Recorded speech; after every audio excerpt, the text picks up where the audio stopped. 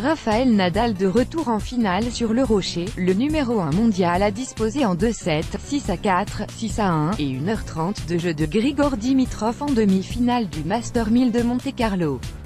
Mis en difficulté dans une première manche où il n'a pas été au mieux, le Majorquin a pu profiter des nombreuses erreurs du Bulgare pour s'en sortir et dérouler ensuite dans la seconde. Rafael Nadal disputera dimanche sa 12e finale en terre monégasque, la 47e en Master 1000. Il affrontera dimanche Kei Nishikori, qui a dominé de son côté Alexander Zverev.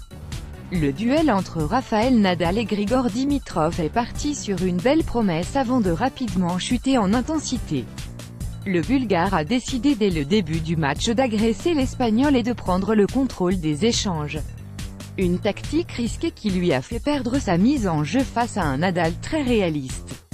Impressionnant vendredi face à Dominic Thiem, le numéro 1 mondial a toutefois été moins souverain sur cette demi-finale et a laissé Dimitrov revenir dans la partie en perdant son break d'avance.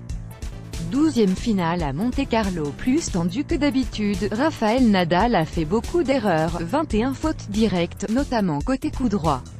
Gêné par la longueur de balle de Grigor Dimitrov, le Majorquin a pris son mal en patience et, plutôt que d'attaquer, il a misé sur les fautes de son adversaire.